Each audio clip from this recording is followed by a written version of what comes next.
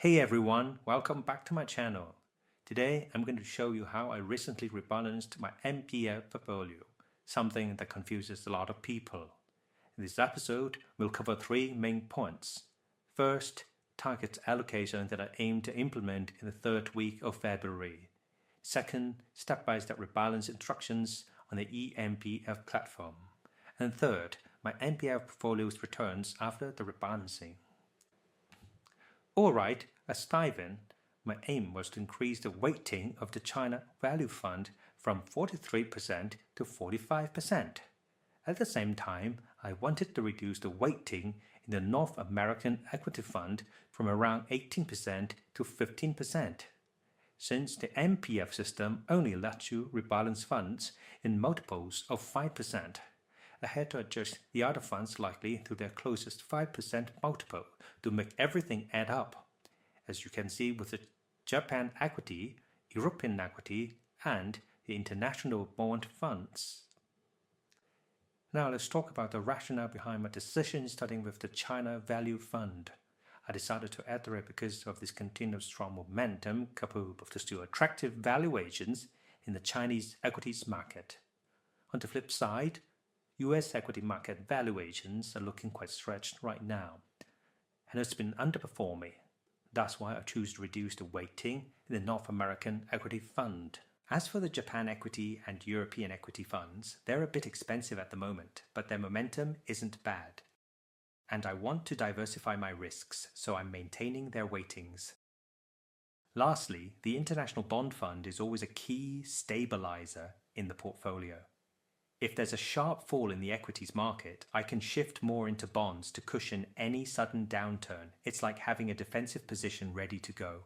Building on that rationale, now let's get our hands dirty and walk through the rebalancing process itself.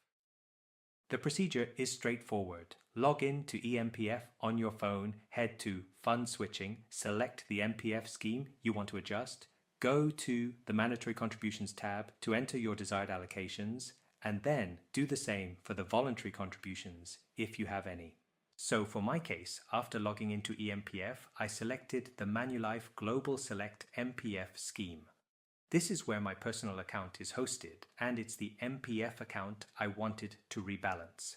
Then just click Next. Here, I chose Mandatory Contributions, which covers most of the contributions I've made in the past and represents the bulk of my MPF assets. I then toggled on Fund Rebalancing under Switch Out. After that, I selected Switch In, and you'll see the total starts at 0%. Under Switch In, I entered the new target percentages for each fund.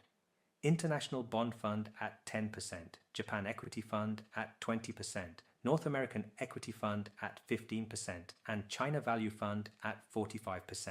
You'll notice the total adds up to exactly 100%.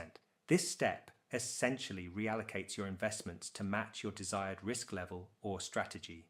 Then switch over to the Voluntary Contributions tab and check if you have any voluntary funds there. If you do, repeat the previous steps, enable rebalancing and adjust the weightings to add up to 100%.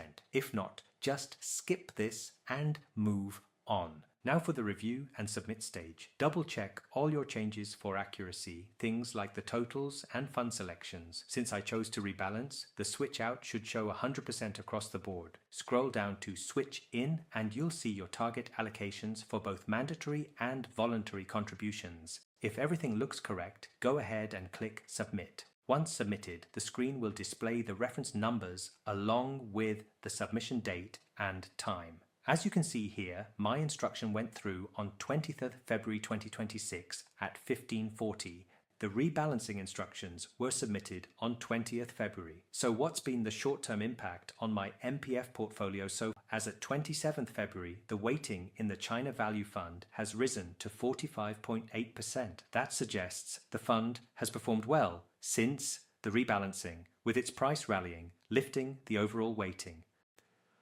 The North American Equity Fund is at 14.8%, which means its price has been in line with the portfolio's overall performance, much like the European Equity Fund and International Bond Fund.